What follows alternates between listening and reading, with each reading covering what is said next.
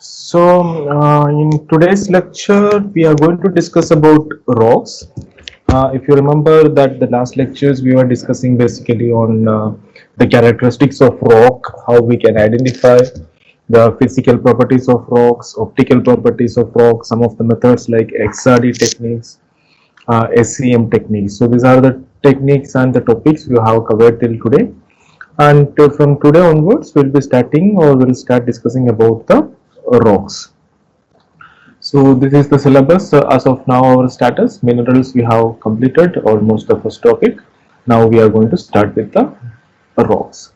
So after going through minerals, now if I am asking you what is a rock, so the rock is an aggregation of minerals. That is a simple term we can say, or if you say the rock is a natural, solid, massive aggregate of minerals which forming the crust of the earth. So that is what we call it as a rock. Now, but by the time now you will be able to understand what we are talking about a rock. It is an aggregate of different varieties of minerals, and you would right now will be able to differentiate that a mineral is different than that of a rock. Correct. So rock is an aggregate of minerals, and this aggregate of minerals, it can be of number of different minerals together, or can be a single mineral itself can form a rock. For example, dunite. Dunite is a rock that is made up of only one mineral, that is olivine. But at the same time, if you see granite, granite is another igneous rock which is having number of different varieties of minerals, and we call it as a quartz or felspathic mineral. There are different varieties of feldspars, different varieties of quartz, and there are number of different varieties of accessory minerals are also there in the granite. So rock is an aggregate of minerals that forming the massive forming the crust of our earth. You remember the crust is the outermost layer of the earth. So that is what we call it as a rock. Now if you are talking about rock, there are basically three different varieties of rocks.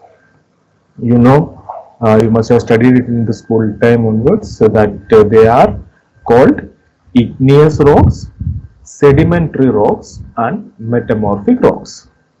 Correct. Now, what is the difference between these three? Igneous rocks are the rocks which are forming from the molten rock, or that molten rock we call somewhere in our previous lecture, that is a magma. So magma is a liquid form of the rock which is below the surface of the earth, and when it comes up, it cools down and forms a rock. So that kind of rocks we call it as a igneous rock. So that we consider it as the primary process of formation of a rock. So igneous rocks are what? Igneous rocks are the rocks which are forming from molten rock and it solidifies. Okay, so the molten rock, when it cools down, it solidifies and it forms a igneous rock. Now these igneous rocks which are on the surface of the earth, they will have undergoing number of different physical and chemical processes. We studied sometimes in the weathering chapter that the physical weathering, mechanical weathering, chemical weathering, all that processes. So the rocks which are exposing on this surface, they will be undergoing this kind of processes, and these processes will disintegrate the rock, and small fragments of these rocks will be deriving from the base, the primary rock, and that may be transported by different agents. We have studied different agents which transport sediments, that are river, wind, glacier, all these processes, and finally that will be deposited somewhere, and that deposited rocks will convert, sediments will convert or solidifies to a rock. That rock we call it as a sedimentary rock. So that is a process of secondary formation of rocks. Okay, so the igneous rocks, that is the primary rock, and the sedimentary rocks are the secondary. There are a number of different processes by which sedimentary rocks are forming. Some of them we call it as a mechanical process, where the pre-existing rocks erode or weather by mechanical processes. There are some processes where chemical action, the precipitation process actually forms the sedimentary rocks, and there are some biological activities that also produce a sedimentary rock. So all the processes, as a result, what we get is a sedimentary rock. Now I think you are very clear that is the difference between igneous rocks and sedimentary rock. So igneous rock is the rock which are forming by the process of cooling of magma, whereas sedimentary rock is deriving from a pre-existing rock, converting to a sediment, then consolidating back to become a solid rock. We call it as a sedimentary rock. Now the third variety of rock, that is a metamorphic rock. So the process of formation of metamorphic rock is the compaction of pre-existing rock. It can be either a igneous rock, or a sedimentary rock that is undergoing a high pressure, high temperature, or high pressure and high temperature, and converting to a new rock. Okay, so under the process of high pressure and temperature, any pre-existing rock convert to a new rock in solid state. That is very important to understand, in solid state, because if at high pressure temperature the rock melts and it forms a new rock, then that rock we call it as a igneous rock, because from liquid form of a rock to solid formation of rock we call it as an igneous rock. Whereas in the process where it all happens in a solid state, one rock is converting to another rock, that process we call it as a metamorphic process. Okay, so these are the three different varieties of rocks which are existing on the surface of Earth, and as a civil engineer we should very clearly be able to understand whether which kind of rock is a sedimentary rock, which is the rock is an igneous rock, which kind of rocks are metamorphic rock. And by this time you would be aware that why we need to understand that, because igneous rock, the process of formation is different, sedimentary rocks, the process of formation is different, metamorphic rock, the process of formation is different. As a result, when these process of formations are different, the characteristics of the rock will also vary, right? So igneous rocks may have a different property than a sedimentary rock, or than a different property than a metamorphic rock. But along with this process of formation, the chemical composition, mineralogy, structure, texture, so many other parameters together decide that what for purpose we can use that particular kind of rock. Okay, so these all are together, this is not separated out. Now I hope that you have a general idea that what are these different varieties of rocks which are on the surface of the earth. Now if I am going to show you that this process what I have just briefly explained in a visual form, so there is a small video I am going to play.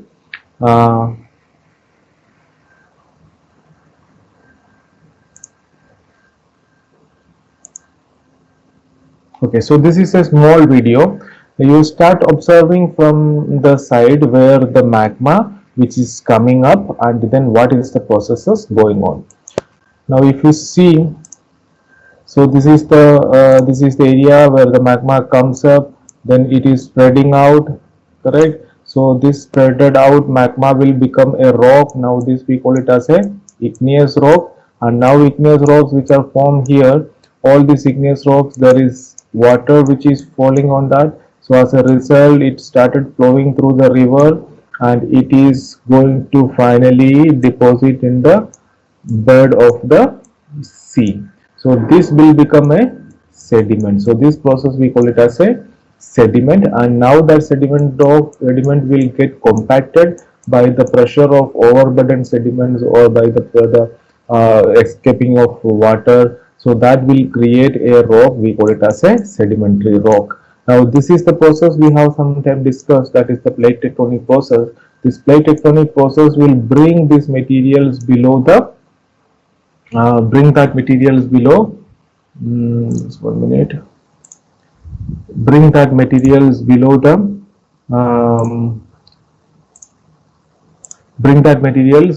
the surface, or it will pull that materials into the subsurface, and that process will increase the pressure and temperature. So the rocks which are existing on this part will be now converting to a metamorphic rock. Similarly, the rocks which are existing on this part where the magma is in contact with. So these rocks also will get converted into a metamorphic rock because of the high temperature which is exerted by this magma. Okay, so this is, we call it as the temperature is the major process. Here temperature and pressure is a major process. So somewhere there may be only pressure also will be a major reason for the process of formation of metamorphic rocks. So if you get, this is igneous rock going through the process of weathering, erosion, transportation, deposition, forms a sedimentary rock, and that sedimentary rock converted to a metamorphic rock. Correct. Now there are some igneous rocks which are here, they directly converted to a metamorphic rock by the process of metamorphism, or some sediments which are present here, some igneous rocks which are present here, that is going to a sedimentary rock. Similarly, a metamorphic rock also can go to a sedimentary rock. To summarize these things further, what you are having is a image which showing the rock cycle. So this process of formation of different rocks and converting of one rock to another, and this entire process which is happening on the surface of the earth or in the earth, we call it as a rock cycle. So this is a cyclic process and it takes millions of years to complete the process.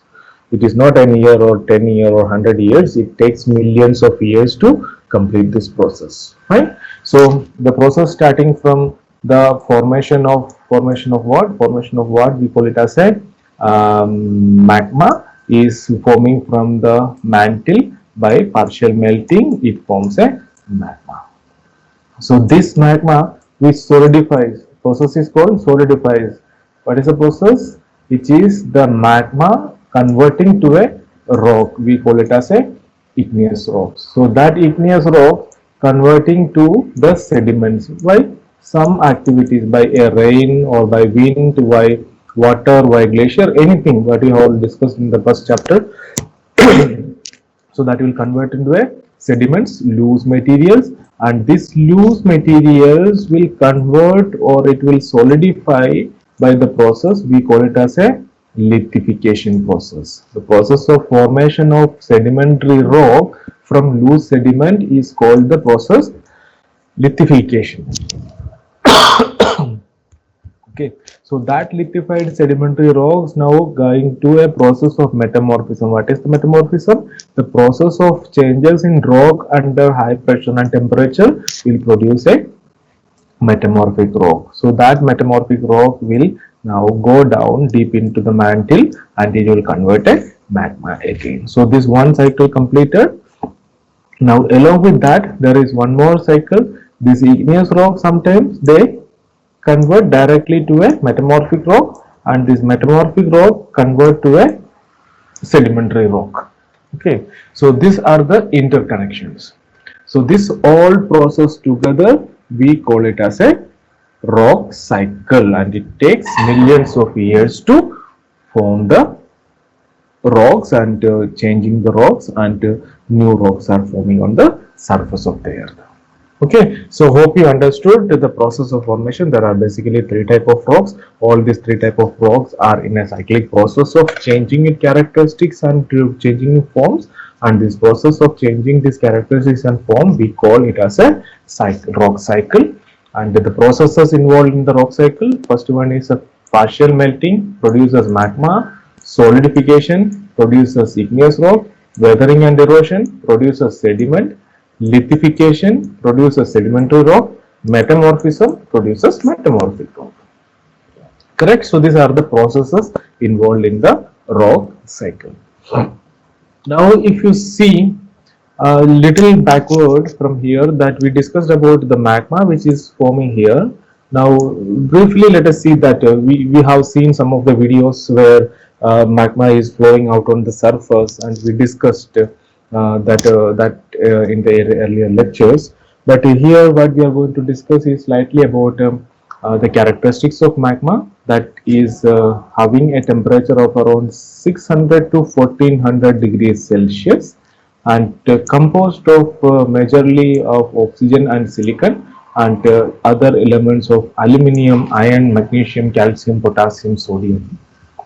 So these all things together, which on the mantle, we call it as a rock, and this rock which will convert to magma under a different stages. There are number of reasons by which the magma will form.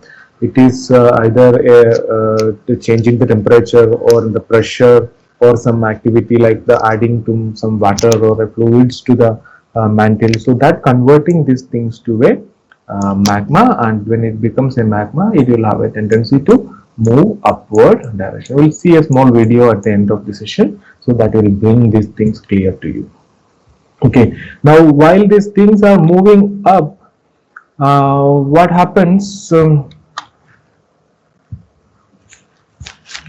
Okay, so this is the process where we are imagining, okay, there is some magma which come out, and this magma is now occupying the subsurface. Okay, this is the surface, and below the surface there is a magmatic body.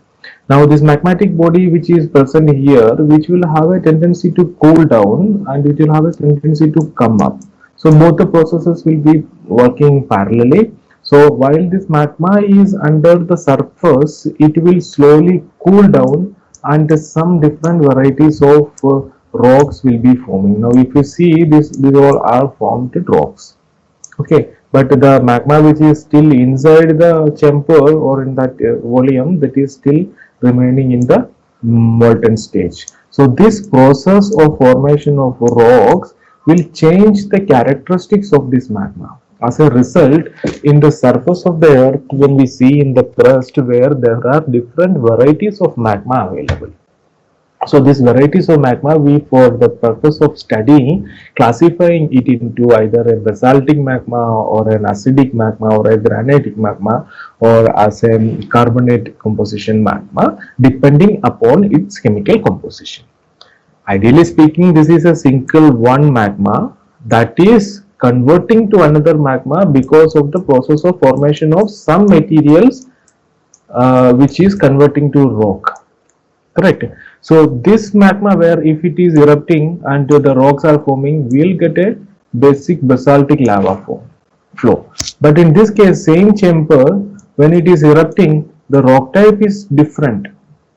Correct. So this will become a silica rich magma, whereas this will become a mafic rich magma, magnesium and iron content. The basic minerals will be more in this case, where this case there are silica and other type minerals will be more. So the point is, when there is an eruption of volcano, from one single source, we will get different varieties of rocks. Okay, so that is another understanding we should have, that when the magmatic processes are going on, the process of formation of rocks will be varying slightly because of the changes in the characteristics of chemical composition of the magmatic chamber. Okay, so this process of formation of a rock, which follows a uniform pattern, and that is studied by a scientist Bowens, and according to him, when the magmatic chamber, there is a cooling process, when there is a light drop in the temperature. For example, if the temperature is slightly dropping down from around 1200 degrees Celsius, then it started forming crystals in that magmatic chamber. And the first crystal which is forming is called a olivine. So that is one mineral name, olivine. So the first mineral which is forming from the magma, when there is a slight change in the temperature, drop in the temperature, so that is a olivine. And when it goes down and when it reaches the temperature of 650 degrees Celsius, and that time the last mineral from the magma will form, and that mineral is called quartz. First mineral is olivine, last mineral is quartz. Correct. In between there are number of different minerals forms corresponding to a temperature, that we call it as a pyroxene minerals, then we call it as a amphibole minerals, then we call it as a biotite mica minerals. So the composition of these things varies. This becomes mafic minerals, that means magnesium ion content would be more. When it comes to this stage where the magnesium ion content will be reduced because that already converted to minerals, what it is left is felsic content, silica is more rich, so as a result more light colored. So here the rocks will be dark colored, where there the rocks will be light colored. So this process, this line of action or this line of process, we call it as a discontinuous series of Bowen's reaction series, because once this olivine is formed, this olivine will settle down in the bottom of the magma chamber. It is there. Now when pyroxene forms, that will also settle down in the magmatic chamber somewhere. That is done. Amphibole bombs, that is also settled down. But at the same temperature, there are a number of different rocks or minerals which are forming, where plagioclase feldspar varieties. We call it as a continuous series of crystallization. What happens when there is a calcium rich plagioclase which formed, that will react with the magma and convert to a new mineral which will have more sodium content in it. Correct? So we may name the minerals according to the percentage of calcium and sodium, but ultimately the process what happens is a continuous change in the rock. Sorry, change in the mineral. Say calcium rich plagioclase will be converting to a biotite rich plagioclase. So that process continues and it forms a continuous series of minerals. So that we call it as a continuous series of crystallization in the case of Bowen's reaction series. So Bowen's reaction series has two branches. One branch is a discontinuous series and another branch is a continuous series, which branch meets here and then it converted to a single line of process of potassium feldspar, muscovite mica and quartz. Okay, so this is the main reason where we get different varieties of rocks in the surface of the earth. For example, in a particular temperature of this temperature, let us take it is around 900 degrees Celsius to 110 degree 1100 degrees Celsius. At this stage, the magmatic chamber erupts and a group of rock which is forming. So that group of rocks will have the minerals of pyroxene, amphibole and this plagioclase is the feldspar variety which forms under this particular category. Correct? And if it is below, then this whole group of minerals will be present. If it is forming at if the magma erupting, means I am talking about this eruption. Here it is the eruption at the starting stage, then it will have all the minerals, but it further differentiated. Some raw minerals are already formed. Now this stage if erupts, then that will have different minerals. So as a result, when the mineral with the rocks when the rocks are forming from the magma, depending on its characteristics of temperature, pressure, at what stage it erupts, so the rocks will have different mineralogical compositions. Okay, so if the rocks which are formed by the initial stage, that olivine is present. And one more thing I'll mention, that this is the process of formation of mineral. First olivine forms, last quartz forms. Correct? But the stability of these minerals are inverse. That means quartz is more stable compared to olivine. Quartz become more stable, that is physically and chemically stable, than compared to olivine because of the process of formation of these minerals. Correct? So that is the reason where we study a particular igneous rock, we study the mineralogy of that rock, then we understand that okay, what temperature this might have formed, then we understand then what kind of minerals which can have, then we understand that what kind of properties that minerals have, Then we understand that what kind of properties that rock can have. Then we understand that where we as a civil engineer can use that particular rock for what purpose. Correct? So this background information will be very essential for a civil engineer, even if you are using the rock as a foundation, or you are using the rock as a building stone, or if you are using the rock for any purpose. That background information is very essential for a civil engineer to use that particular natural material to its optimum use. That will help you to save your money, save your time, and improve the stability of your structure or any construction what you are doing.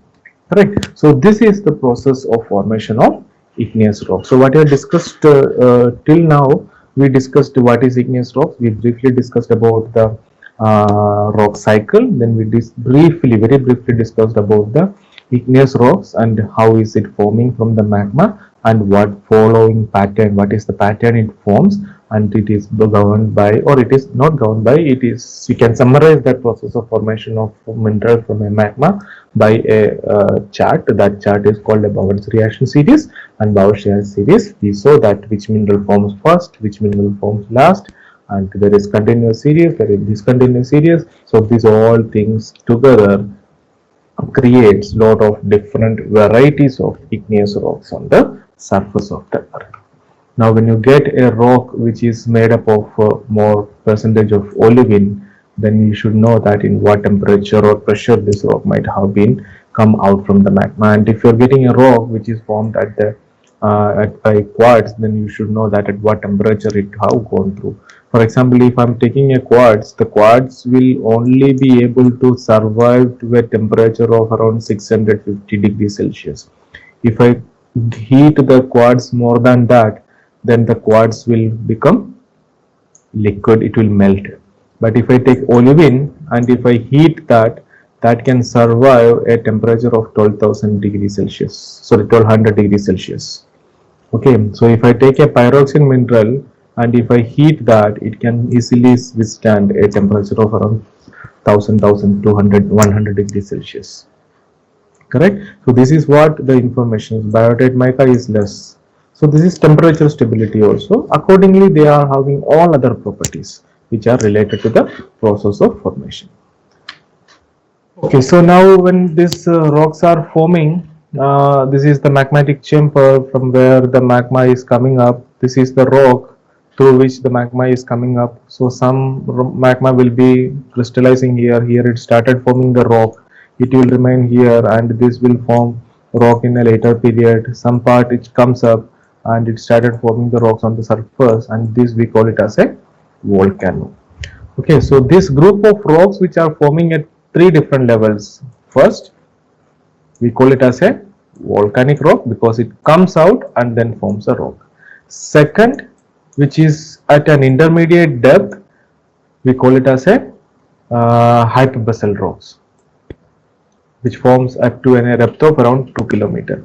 And there are rocks which is forming. This will further convert into a rock which far below the surface of the earth. We call it as a plutonic kind of rocks. This is actually 3 and this is 2. Okay, so volcanic rock, plutonic rock and hyperbasalt rock. So the rocks which are forming on this different depths. Okay, the rocks which are forming on the surface will have a material like this, glassy materials, because that is not getting sufficient time to crystallize properly, and the crystals which are forming at the intermediate stage will have larger and fine crystals combined. And when the rocks which are forming at a very deeper part in the plutonic region, that will have a coarser crystals or minerals. Correct. So these are the characteristics of minerals. Now you may be thinking that okay, granite is forming at a depth of around 7 to 10. We call it as a plutonic rock. Granite is a plutonic rock. Now how we are able to get this plutonic rock on the surface of the earth today? Because we are not going 7 or 8 kilometers down to blast some granites. We are getting all these rocks on the surface. How is it possible? So that is what I am going to discuss over today's lecture. We will be discussing two topics. First one, it is texture of igneous rocks, then the classification scheme of igneous rocks. So there are basically intrusive and extrusive rocks classification for igneous rocks. So that is proposed by IUGS. It's a small spelling mistake. IUGS. Yeah. Okay. So we are going to discuss this IUGS classification for plutonic igneous rocks today. That is intrusive igneous rocks. So then I suppose that you people have to go through the same scheme of classification for other type of igneous rocks also. Okay, because the process of identifying or classifying a group of rock with its characteristics, that process is same. Nomenclature and the mineralogical compositions what you are considering, or the parameters we are to consider, may be slightly different. So that would be a repetition. But our main aim is to get familiar with the classification scheme. So we'll be discussing that how this classification scheme is done. So straight away I'll go to the topic, that is texture. Okay, so yesterday's lecture we discussed that what is a texture. Texture means it is refers to the mutual relationship of minerals in a rock. So in the screen of, if you see whatever it is written here, that is based on the mutual relationship of the crystals. So phenolitic structure. Phenolitic structure means that the crystals are coarse grained. And we are able to identify that what you see on this crystal with the different colors are its different minerals. So we are able to identify these different minerals, but with our naked eye. So we call it as a phenolitic structure that the coarse crystals or individual minerals are able to identify with naked eye. At the same time, if you see on the other part of, on the right hand side in this mineral, where we are unable to identify any mineral here. We are not able to identify the minerals with our naked eye. Rather, we have to go for a microscopic study to identify the mineral. Then we call this kind of crystals are aphanitic texture. Okay, so this actually indicates the rocks which are phenolitic in structure are formed at a deeper part, whereas the rocks which are aphanitic is forming on a surface. Okay, so that actually indicates the crystals are getting sufficient time in a deeper part of the earth, where the cooling is a slow process and it gets sufficient time to cool down and the proper crystals get time to grow. So that is the major reason there the crystals are getting into larger in size. Okay, similarly, when it goes to surface, when this temperature goes suddenly decreases, so the minerals are not getting sufficient time to crystallize. As a result, there would be a sudden crystallization, and the crystals will be very fine in nature. In some other cases, we may get some kind of crystals, we call it as a porphyritic in nature. And what does this porphyritic texture mean? So there are large crystals, they are embedded by fine ground mass. Ground mass means they are embedded by fine crystals. So if you take one crystal, this one crystal is embedded by number of small fine crystals. How does it happens in a period of time when the magma chamber, there the crystals start crystallize, and if you remember the Bowen's reaction series, there are different crystals have different temperature to crystallize. So the temperature cools down, some minerals started crystallizing, and in that stage the magma got erupted, and that erupted magma now will have two states. One is already crystallized minerals and surrounded by some amount of liquid magma. So that crystals and the surrounded liquid magma will come up, but the solid state crystal which is already crystallized will remain as it is, and then the remaining minerals will crystallize surrounding to that. So that will give an appearance where large crystals surrounded by a fine crystal. So that kind of texture we call it as a porphyritic texture. So these are different Interpretations what we can get from nature of grains or nature of the crystals or the minerals in a rock, that can tell us a lot of story about its formation. Like a texture, if it is called a glassy texture, that means it's more like non-crystallized minerals. The crystals are not there. There are the more amount of glassy minerals. So that it indicates it's a very sudden cooling, and it produces that kind of structure. So vesicular texture, we have seen that it is in a structure also, that it gives cavities, so that again forming under this part where the crystals are the material which is erupting will have some void spaces in that, and if it is filled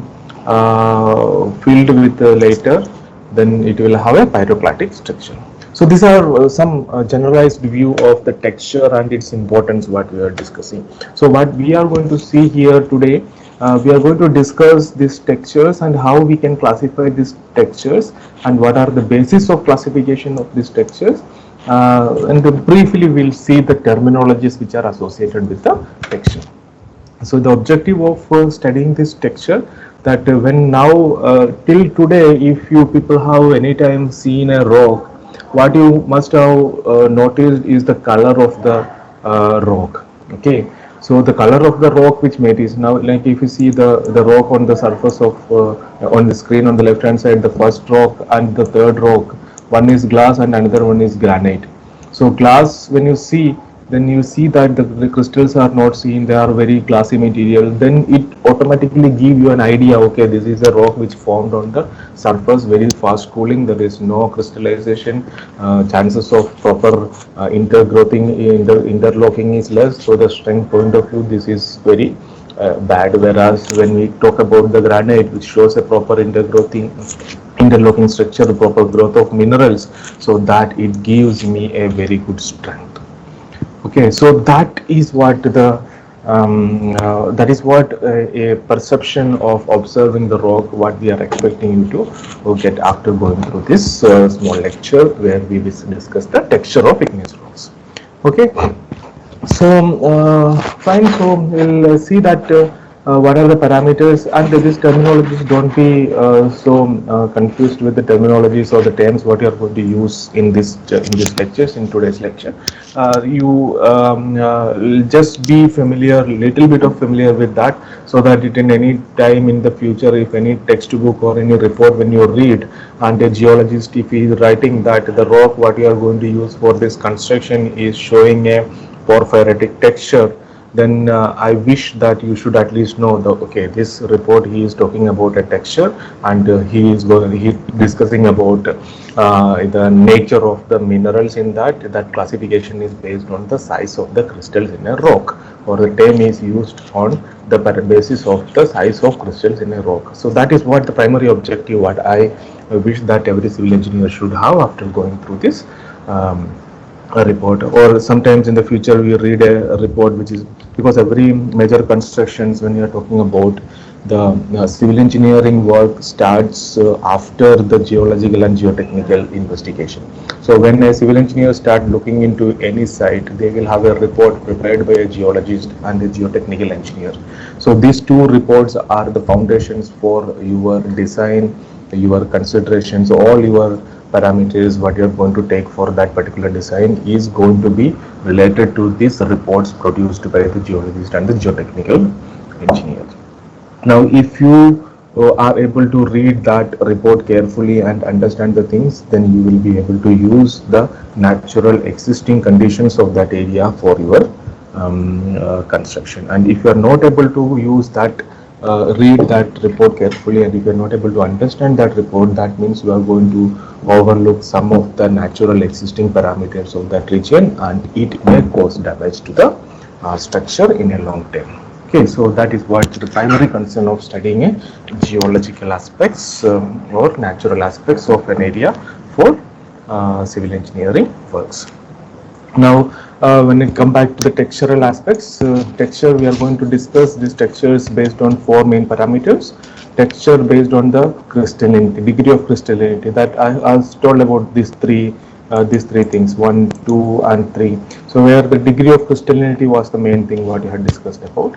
Then texture based on granularity, that is the size of the grains, that whether the grains are smaller, where here texture about these two, compare this. This is having small grain, this is having large grains. Texture based on the crystal shape we have not discussed right now, but we will see that.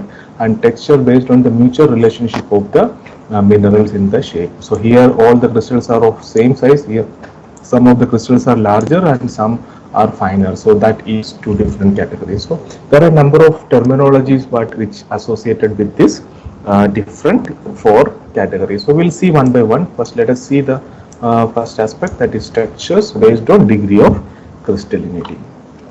Don't be afraid with the terminologies what you're hearing. So these are all, when you read it for number of times, then you will get familiar with this. So the crystals, the texture terminologies what we can use, or if you find in the report, there are three main terminologies. First one, it is holocrystalline. Holocrystalline means the crystals in a rock or the minerals in a rock are completely made up of crystalline minerals. Crystalline minerals, you remember that the minerals which are having proper edges, corners and shapes, so it are made up of proper crystals. So this is a crystalline. What does it indicate? This is an indication of a rock which formed under a very favorable condition and must be in a more deeper depth. So the chances of proper crystallization is high.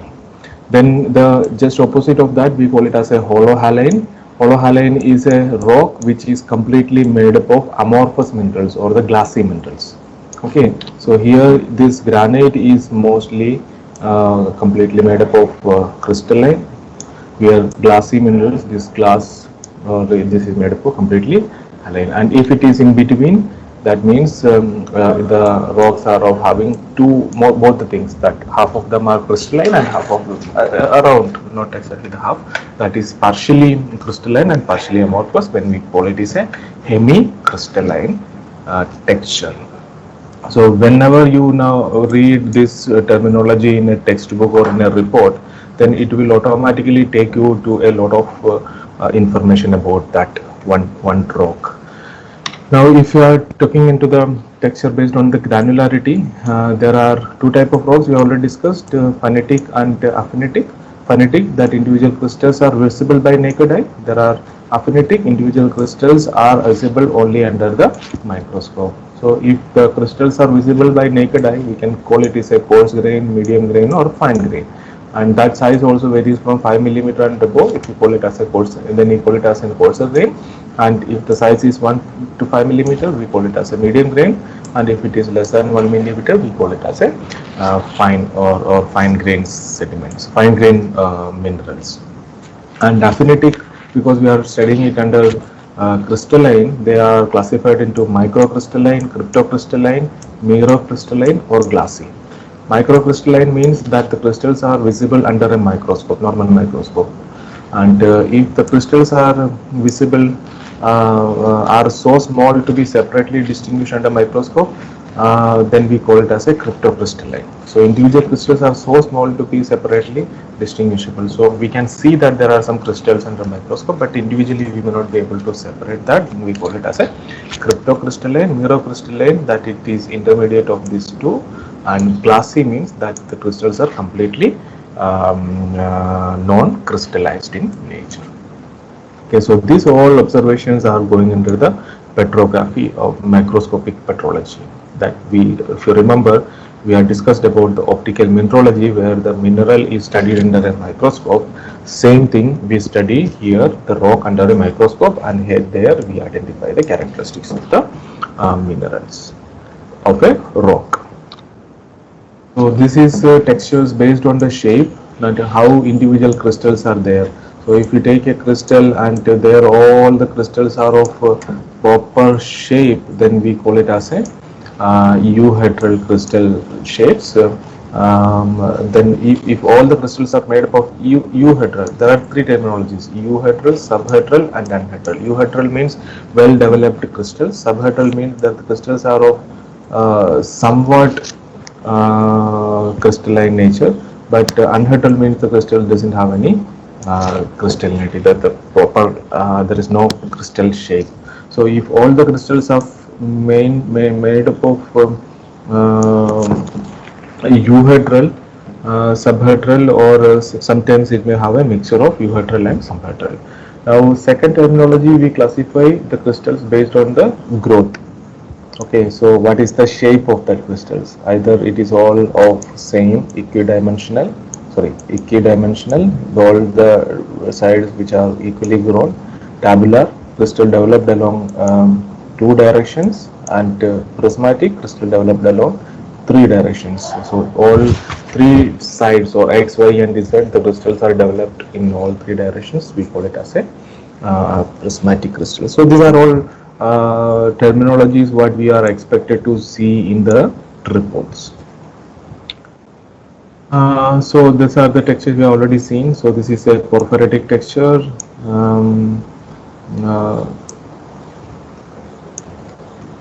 Okay, so this is a porphyritic texture, same image what you are seeing. This is a fine grained structure, this is a coarse grained structure, glassy structure, vesicular structure, and this we call it as a pyroclast. Okay, this is a pyroclast, that is a large crystal which is embedded in a finer ground mass. So based on the equigranular or inequigranular, that is mutual relationship of the crystals, we have seen in the first slide. So the textures are of all made up of anhedral, then allotriomorphic, hippodiomorphic, panidiomorphic. So these are the crystals made up of, all crystals are euhedral, or all crystals are subhedral, or all crystals are anhedral. Then we call it as the texture is a allotriomorphic, hippodiomorphic, or panidiomorphic. Okay, so if in case of equigranular texture, there is a porphyritic texture we discussed, that is a large crystal embedded by fine ground mass. So that is a porphyritic texture. Poikilotic texture is opposite of that. That it is a fine ground mass surrounded by large coarser materials. Then intergranular texture, that it is a spaces left with the rock may fill in the later stage. So that is an intergranular stage texture. And a directive texture is a texture that indicates the flow of magma. And the magma, when it flows, the flow structure we have seen, and within that structure, if you see, the minerals may align towards the direction of flow of that magma. So that is actually indicating the direction of the magma. We call it as a directive texture. And this is porphyritic texture, so large crystals embedded in the finer. So this we call it as the phenocrust, and the surrounding fine crystal we call it as a ground mass. Now let us go to the new topic of today's lecture, that is the classification of igneous rocks. So as you know that there are a number of different areas the rocks are forming. It's either deeper into the earth, or it is on the surface, or it is from a particular kind of magma of an acidic nature, or it is some kind of magma which is of basic in nature. So there are so much of diversity when we talk about the formation of igneous rocks. Now there are associated with a number of different schemes of classifications also for this igneous rocks. So we can classify the igneous rocks based on its chemical composition, based on its textural characteristics, based on its genesis. Genesis means its origin, how it is forming, or based on its association. Association means which are associated with kind of environment. So we will briefly see this in 2 to 3 minutes, and then we will go to the classification scheme of IUGS classification scheme.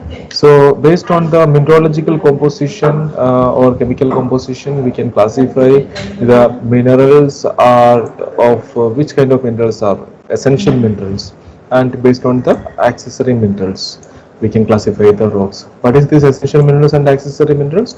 These essential minerals are the major constituent minerals in a rock which are essential to define the composition of that rock. I don't know whether you remember or not, we have shown you while discussing the minerals, I have shown you the photograph of a cookies. So and then there were chocolate in that Okay, chocolate chunks in that. When you have that chocolate on the cookies, we call that cookies as the chocolate cookies. Okay, and if in other place, if instead of that chocolate, if the cookies have different things, so we call it with different names. But all cases, that is a cookie, and that is made up of with this particular process. Similarly, here the essential minerals are the minerals which are necessary to define the composition of that rock, and there are few amount of minor minerals. So that few amount of minor minerals will give a special appearance to the rock. For example, granite, if you take the example, granite is a quartzo feldspathic rock. It is having more than 90% of quartz and feldspar minerals, and sometimes these granites will have other minerals like biotite or a garnet.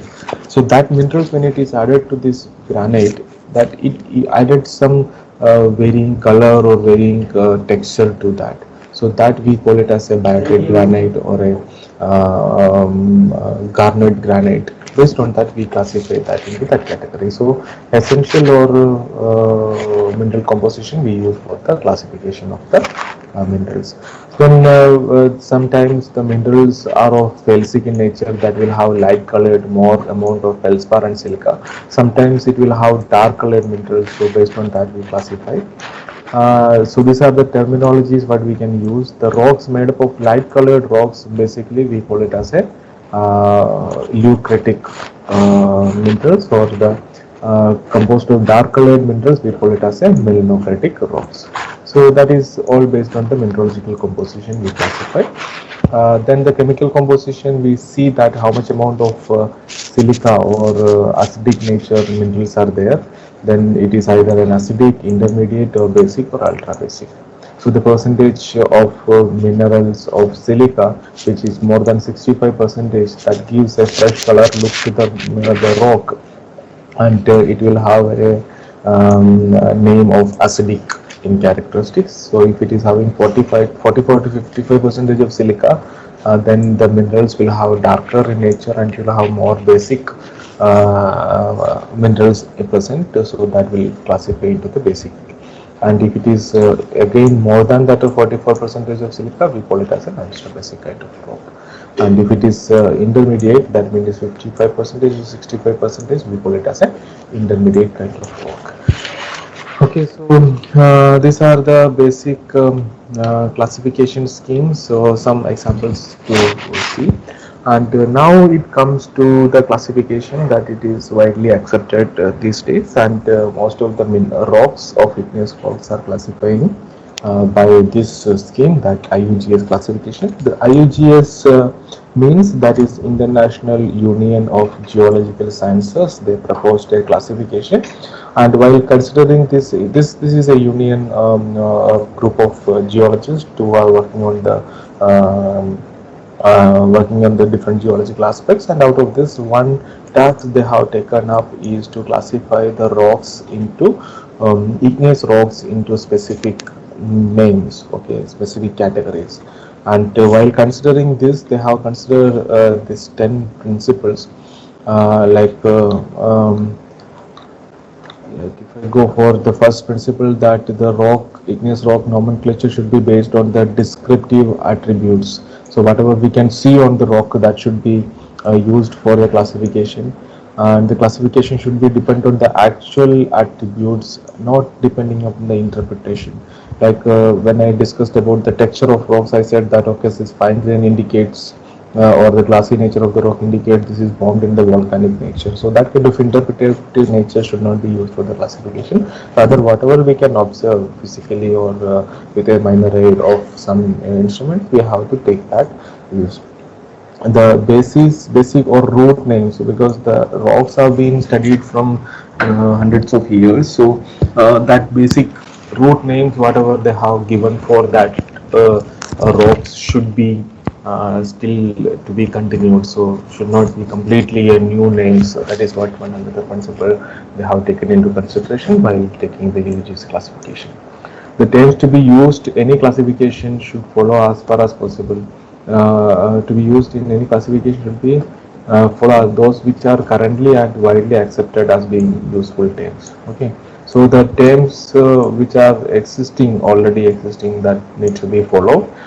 There should be specific boundaries for different species. It has to be simple to apply, then it has to be natural, having some relationships. So there should be use some model methodology for each and in every individual rock categories. Feasible and use chemistry if the methodology is not possible. So that is another parameter they have taken. So follow the terminologies of other IUGS advisory bodies. So already existing terminologies which are proposed by other IUGS bodies should be followed. So these are the 10 guidelines given to this IUGS classification team, and accordingly they have decided or prepared a IUGS classification scheme. And this scheme, what you are seeing on the table or on the image, is the IUGS classification of plutonic igneous rocks. And what is it basically means? In this classification, these four minerals have been taken for the classification scheme. First mineral is quartz. Second is a feldspar, especially alkali kind of feldspar is a group of minerals. Then this is a plagioclase feldspars and feldspathoids. Okay, so in the basic idea is that in a rock type, when we see this feldspathoid kind of, this is a group of rocks I'm talking about, feldspathoid, feldspar and feldspar. This is alkali feldspar and this is plagioclase feldspar. This is a group of rocks, and quartz and feldspathoid are not never exist together on a rock. So these two things go on the opposite apex of a two triangles. And feldspars of plagioclase and alkali can be found on a rock. So they have given on the same on the base of the triangles where it can equally share. And the inner divisions are made according to the percentage. So what is that divisions are made? For that I'm taking this upper triangle separately to explain that how this classification goes with. So let us take this, this is the upper triangle. Okay, so here quartz gone here, then the alkali feldspars here and plagioclase feldspars here. So this graph indicates, so in this point where quartz is 100% apex, and at this apex alkali feldspar is 100%, and this apex plagioclase is 100%. So this we call it as the trinary plots. There three parameters are considered. Now if I come down to here, the percentage of quartz will become 90. What will be the rest of the 10%? That will be the plagioclase. Now if I come further down, this will become 80. Further down, this will become 70, 60, then 50, 40, 30, 20, 10 and 0. At this point, if you take, this will have 100% of plagioclase mineral, right? And if you take here, this is 10% of quartz plus 90% of plagioclase. Here it will be 20% of quartz and 80% of plagioclase, and here it will be 30, 70, 40, 60, 50, 50. Here if it is take, this is 50% of feldspar, plagioclase feldspar, and 50% of quartz. Similarly, on this end, if you see, this will have 90% of quartz and 10% of alkali feldspar, 80% quartz, 10% of alkali feldspar, 20% alkali feldspar, 70, 30, 60, 40, 50, 50, and 50, 40, 60, 30, 70, 20, 80, and here it would be 10% of quartz, and rest of the 90% would be of alkali feldspar. At this point, this would be 100% of alkali feldspars only. Okay, similarly, I can make one more divisions. Here the variation is the percentage of quartz which is decreases here, and here the quartz which is decreases here. Okay, so this plot we call it as a trinary plot. Now what we do is that we take a rock specimen Okay, and we identify the percentage of quartz in it, we identify the percentage of alkali feldspar in it, and we identify the percentage of plagioclase feldspar in it. For example, this is the result. Okay, so if you sum it up all together, it will be 100 percentage, right? So the rock is having around 30 percentage of quartz, is having around 40 percentage of feldspar, it is having around 30 percentage of plagioclase. So I need to plot this. First I'm going to plot the quartz. Where the line comes, this is the line. Okay, height is so, because this is 100 percentage, 90, 80, 70, 60, 40, sorry, 50, 40 and 30, correct? 90, 80, 70, 60, 50, 40 and 30 percentage. So this line comes to be of 30 percentage, correct?